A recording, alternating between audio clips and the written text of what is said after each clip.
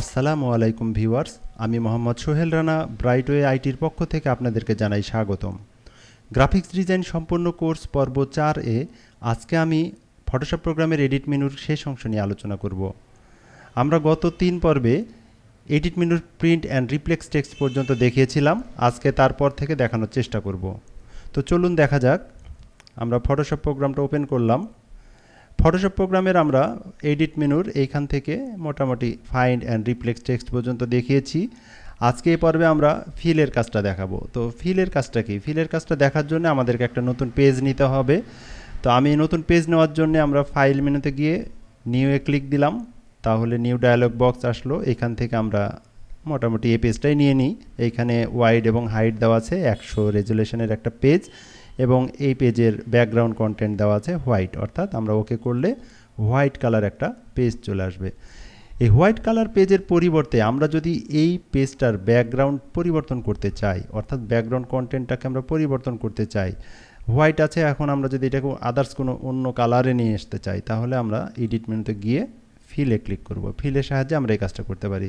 তো ফিলের সাহায্যে কাজটা করতে হলে আমরা ফিলে ক্লিক দিলাম, ফিল ডায়ালগ বক্স আসলো। আমরা এখানে ফিল ডায়ালগ বক্সের যে কন্টেন্টস আছে, এখানে অনেকগুলো অপশন আছে। প্রতিটা অপশন আমরা এখানে দেখানোর চেষ্টা করব।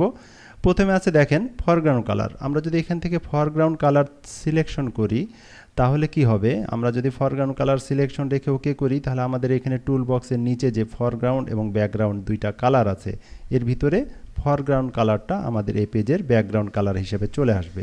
এটাই হলো ফিলের ফরগ্রাউন্ড কালারের কাজ। আমরা যদি এখান থেকে ব্যাকগ্রাউন্ড কালার সিলেক্ট করি, তাহলে একইভাবে আমাদের এইখান থেকে ব্যাকগ্রাউন্ডে যে কালারটা আছে সেটা এখানে উঠে আসবে।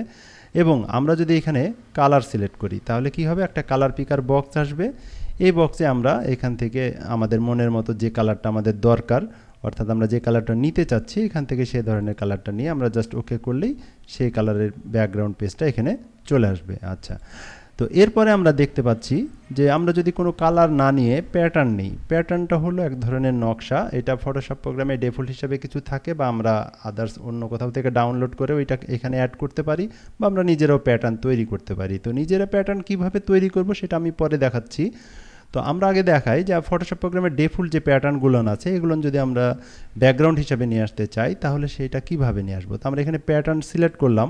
প্যাটার্ন সিলেক্ট করার পরে আমাদের এখানে দেখেন দেওয়া আছে কাস্টম প্যাটার্ন। কাস্টম প্যাটার্নে গেলে আমরা এখানে বেশ কয়েকটা প্যাটার্ন দেওয়া আছে। আমরা যদি এই প্যাটার্ন নিই, বা এটা নিই, বা এটা নিই, যে প্যাটার্নটাই নিব না নেই না কেন, আমরা এখানে সিলেকশন করার পরে যদি ওকে বাটনে ক্লিক করি, তাহলে দেখতে পাচ্ছি যে আমাদের ব্যাকগ্রাউন্ড হিসাবে সেই প্যাটার্নটা আমাদের এখানে ব্যাকগ্রাউন্ড হিসেবে চলে আসছে। আচ্ছা, তো এই ব্যাকগ্রাউন্ড এইটা না নিয়ে আমরা আনডু করে ফেলি, আবার পূর্বের অবস্থায় চলে আসলাম। আমরা আবার ফিলে গেলাম। আমরা যদি আদার্স অন্য কোনো প্যাটার্ন নিই, বা আমার তৈরি করা একটা প্যাটার্ন আছে ব্রিক ওয়াল, তো আমরা এই প্যাটার্নটাও নিতে পারি। আমরা কিভাবে প্যাটার্ন তৈরি করা যায় বা এখানে সেভ করা যায় সেটা আমরা পরে দেখাচ্ছি। তো আমরা দেখে নিই যে আমাদের তৈরি করা প্যাটার্ন বা ডিফল্ট প্যাটার্নটা কীভাবে আমাদের পেজে নিয়ে আসবো। তো আমরা আমার তৈরি করা প্যাটার্নটা আমরা দেখাচ্ছি, এখানে সিলেক্ট করলাম, ওকে করলাম। তো দেখতে পাচ্ছি যে আমাদের ব্যাকগ্রাউন্ড হিসাবে আমাদের একটা ব্রিক ওয়াল তৈরি হয়ে গেছে। তো এইভাবে আমরা আমাদের ইচ্ছা মতো প্যাটার্ন দিয়েও আমরা আমাদের ব্যাকগ্রাউন্ড কন্টেন্টটাকে পরিবর্তন করতে পারি। আমরা আবারও এডিট মেনুতে যাই, আনডুতে ক্লিক করি, পূর্বের অবস্থায় ফিরে আসলাম। এডিট মেনুতে গিয়ে ফিলে গেলাম এবং ফিল ডায়ালগ বক্স আসলো। এইখানে আমরা এতক্ষণ যে অপশনগুলোর সাহায্যে আমরা ব্যাকগ্রাউন্ড কন্টেন্টটা পরিবর্তন করছিলাম, এছাড়াও আমাদের এইখানে নিচে আরও 3টা অপশন আছে। যেমন আমরা যদি ব্ল্যাক নির্বাচন করি, তাহলে আমাদের পেজের কন্টেন্টটা হবে কালো কালার। আমরা যদি হোয়াইট নির্বাচন করি, তাহলে আমরা যদি আদার্স অন্য কোনো কালারের ব্যাকগ্রাউন্ড হয়ে থাকে, তাহলে সেটা সাদাতে পরিণত হবে। আর আমরা যদি 50% গ্রে নির্বাচন করি, তাহলে কি হবে? সাদা এবং কালো এটার সমন্বয়ে একটা কালার তৈরি হবে, যেটাকে আমরা ধূসর কালার বলে থাকি। তো আমরা এখান থেকে যদি 50% নির্বাচন করি এবং এইখানে ওকে বাটনে ক্লিক করি, তো আমরা দেখতে পাচ্ছি আমাদের ব্যাকগ্রাউন্ড কন্টেন্টটা ধূসর কালারে পরিণত হয়ে গেছে। তো আমরা আবারও এডিট মেনুতে যাই, আনডুতে যাই। আমরা এডিট মেনুর ফিল অপশনটা চালু করলে আমরা এইখানে আরও কিছু অপশন দেখতে পাবো। যেমন আমরা যদি এই পেজের কোনো কন্টেন্ট অপাসিটি, কোনো কন্টেন্টের অপাসিটি কমাতে চাই, অর্থাৎ আমি এইখানে আমার পেজের দেখা যাচ্ছে কিছু দাগ দিয়ে দিই। এইখানে আমরা গত পর্বে দেখেছিলাম একটা নকশা, ঠিক ওই রকমভাবে আমি আজকেও একটা নকশা এখানে তৈরি করে ফেলি।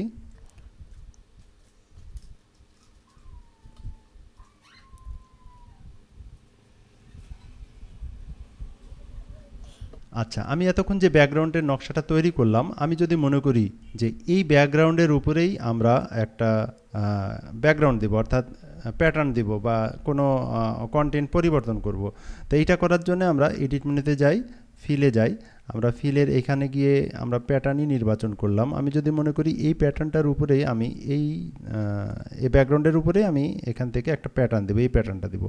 তো এই প্যাটার্নটা সিলেক্ট করে এখন যদি আমি এখানে ওকে করি, তাহলে কি হবে, এই প্যাটার্নটা নেওয়ার কারণে আমাদের পেছনের যে ব্যাকগ্রাউন্ডের যে নকশাটা আছে, যে দাগগুলান আছে, এগুলো কিন্তু আমরা দেখতে পাবো না। আমরা ওকে বাটনে ক্লিক করলাম, আমি দেখতে পাচ্ছি যে আমার এই প্যাটার্নটা আসার কারণে আমাদের যে পেজের পেছনে যে ব্যাকগ্রাউন্ডের নকশাটা ছিল সেটা কিন্তু ঢেকে গেছে।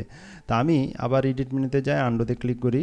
আমি যখন এই প্যাটার্নটা নিলাম, এই প্যাটার্নটা নেওয়ার সময় আমি যদি এটার অপাসিটি কমায় দিতাম, যেমন আমি ফিলে গেলাম, এখানে প্যাটার্ন নির্বাচন করাই আছে, এখানে আমরা যে অপাসিটিটা দেখতে পাচ্ছি এটা যদি আমরা 50% করে দিই, তাহলে কি হবে, এই কন্টেন্টের স্বচ্ছতা 50% কমে যাবে। অর্থাৎ এইটার ভেতর দিয়ে আমরা আমাদের পেছনের যে নকশাটা আছে সেটা দেখতে পাবো। আমরা ওকে বাটনে ক্লিক করি, এখন দেখতে পাচ্ছি যে এখানে এবার প্যাটার্ন আসছে, কিন্তু প্যাটার্নের স্বচ্ছতাটা কমে গেছে, অর্থাৎ এটা সলিড ছিল, এটা 50% অপাসিটি কমে গেছে, যার কারণে ওইটাকে ভেদ করে আমাদের পেছনের নকশাটাও দেখা যাচ্ছে। তো যাই হোক, ফিলের মাধ্যমে আমরা বিভিন্ন উপায়ে বিভিন্নভাবে আমরা পেছনের আমাদের যে ব্যাকগ্রাউন্ড কন্টেন্ট আছে এটা পরিবর্তন করতে পারি। আমরা আমাদের সুবিধা মতো যে ধরনের ব্যাকগ্রাউন্ড বা যেরকমভাবে দরকার সেটা আমরা ফিলের মাধ্যম দিয়ে নিতে পারি।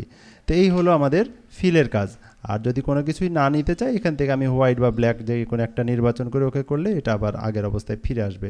তো এইটা আমরা আগের অবস্থায় ফিরে আসবে বললাম, কিন্তু দেখেন আসলো না, কারণ আমরা অবশ্যই এখানে সেটিংসটা চেঞ্জ করে দিয়েছি। অর্থাৎ আমার অপাসিটিটা দেওয়া আছে কি 50%। হওয়ার কারণে এটা হোয়াইট হয়েছে, কিন্তু হোয়াইটের আবার অপাসিটি 50% করা ছিল, যার কারণে হোয়াইটকে ভেদ করে পেছনের কন্টেন্টটা দেখা যাচ্ছে। এটাই যদি আমি 100 করে দেই, তাহলে কি হবে, এখন যদি আমরা এটা ওকে করি তো একদম সাদা একটা পেজ দেখতে পাবো, অর্থাৎ পূর্বে যে পেজটা ছিল। তো এই হলো এডিট মেনুর ফিলের কাজ। এবার আমরা চলে আসি স্ট্রোক। স্ট্রোকের কাজটা কি? স্ট্রোকের কাজটা দেখানোর জন্য আমাদেরকে একটা ছবি ওপেন করা লাগবে। আসলে স্ট্রোকটা যে কাজে আমরা সাধারণত ব্যবহার করে থাকি, এটা দেখানোর জন্য আমরা ফাইল মেনুতে গেলাম, ওপেনে ক্লিক করলাম, তাহলে ওপেন ডায়ালগ বক্স আসছে। এখান থেকে আমি জাস্ট এই ছবিটা ওপেন করলাম। আমাদের এইখানে যে ছবিটা আছে, এই ছবির কোনো একটা পার্সনকে আমি যদি মার্কিং করতে চাই, যেমন ধরুন আমি এখান থেকে একটা ইলিপস একটা মার্কি টুল নিলাম, এটা দিয়ে আমি একে সিলেক্ট করে দিলাম। তা আমি চাচ্ছি যে এই পার্সনটাকে মার্কিং করতে।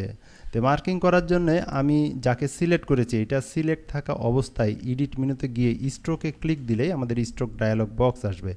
তো এই স্ট্রোক ডায়ালগ বক্সের এখানে যে কালার আছে, অর্থাৎ আমি যাকে মার্কিং করব, কি কালারে মার্কিং করব, আমি যদি এখান থেকে রেড কালার নির্বাচন করি, আমি এখানে রেড কালার নির্বাচন করলাম। এবার এইখানে ওয়াইড আছে, অর্থাৎ আমি যে পার্সনটাকে মার্কিং করব এইটার মার্কিংয়ের ওয়াইডটা কতখানি হবে, চওড়াটা কতখানি হবে, অর্থাৎ যে দাগটা হবে দাগটা কতখানি চওড়া হবে। তা আমি যদি এখানে 10 পিক্সেল নির্বাচন করি, তাহলে মোটামুটি একটা সিগনেচার পেন বা মার্কার পেনের মতো একটা দাগ চলে আসবে। তো এই দাগটাই আবার এখানে দেখেন লোকেশন আছে। লোকেশন বলতে আমি যে সিলেকশনটা করেছি তার বাইরে হবে, ভিতরে হবে, না মাঝামাঝিতে হবে। এখানে দেখেন দেওয়া আছে ইনসাইড, আউটসাইড, সেন্টার। বা আমি যে দাগটা দিব সে দাগটার কোনো অপাসিটি কমাবো কি না, অর্থাৎ আমি যদি 50% অপাসিটি করে দিই, তাহলে যে কালারটা এইখানে আসবে সেটাকে ভেদ করে আবার পেছনের ব্যাকগ্রাউন্ডটা দেখা যাবে। আর আমি যদি মনে করি সলিড নিব, তাহলে অবশ্যই আমার অপাসিটিটা 100% রাখতে হবে।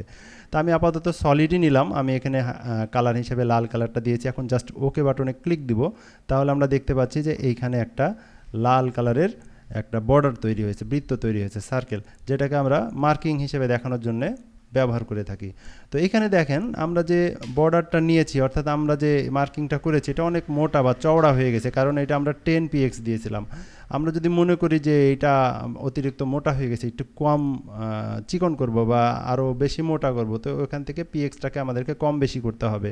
আমি আবার এডিট মেনুতে গেলাম, আন্ডু করলাম, আবার এডিট মেনুতে গেলাম, স্ট্রোকে ক্লিক দিলাম। আমরা এখানে 10px করেছিলাম, আমি যদি 5px করি এবং ওকে বাটনে ক্লিক দিই, তাহলে দেখতে পাবো যে আমাদের এই দাগটা একটু চিকন হয়ে গেছে। তো এইভাবে আমরা স্ট্রোকের সাহায্যে আমরা একাধিক পার্সনকে মার্কিং করতে পারি বা সিঙ্গেল কোনো পার্সনকেও মার্কিং করতে পারি। আমরা যদি একাধিক পার্সনকে মার্কিং করতে চাই, তাহলে আবার এডিট মেনুতে গেলাম, আন্ডুতে ক্লিক করলাম, এখন একাধিক পার্সনকে মার্কিং করতে হলে আমি যেভাবে সিলেকশন করেছি এরকম একাধিক পার্সনকে সিলেক্ট করতে হবে। তো একাধিক পার্সনকে যদি সিলেক্ট করতে চাই, আমি সাপোজ যদি আমি ইনাকেও সিলেক্ট করতে চাই, তো আমরা দেখতে পাচ্ছি ইনাকে সিলেক্ট করতে গিয়েছি, ইনার সিলেকশনটা আউট হয়ে গেছে। আমরা যদি মনে করি মাল্টিপল সিলেক্ট করব, তাহলে আমাদের এইখানে সিলেক্ট যে টুলসটা আছে এইটা সিলেক্ট থাকা অবস্থায় আমাদের যে অপশন আছে এই অপশনের এই অপশনটাতে একটা ক্লিক দিব, এটার নাম হলো অ্যাড টু সিলেকশন। এই অ্যাড টু সিলেকশনে ক্লিক দেওয়ার পরে আমরা যদি এইখানে আরও কোনো পার্সনকে সিলেক্ট করি তাহলে দেখতে পাবো যে এই সিলেকশনটা আউট হবে না। এভাবে আমরা যতগুলো পার্সন আছে সবাইকেই কিন্তু এইভাবে আলাদা আলাদাভাবে সিলেকশন করতে পারি। তো এই আলাদা আলাদাভাবে সিলেকশনটাকে যদি এখন আমরা মার্কিং করতে চাই তাহলে আবার এডিট মেনুতে যাব, স্ট্রোকে যাব এবং এখানে সেটিংসটা আমাদের দেওয়াই আছে, যেহেতু কিছুক্ষণ আগে আমরা দিয়েছি। বা এটার যদি পরিবর্তন করতে চাই আমরা পরিবর্তন করতে পারবো। আমরা যদি পিএক্স কম বেশি করতে চাই কম বেশি করতে পারবো, অপাসিটি কম বেশি করতে চাই অপাসিটি কম বেশি করতে পারবো। এইভাবে আমাদের ওকে বাটনে ক্লিক দিলেই মাল্টিপল যে সিলেকশন আছে সেই সিলেকশন অনুযায়ী আমাদের দেখতে পাচ্ছি এখানে স্ট্রোক হয়ে গেছে।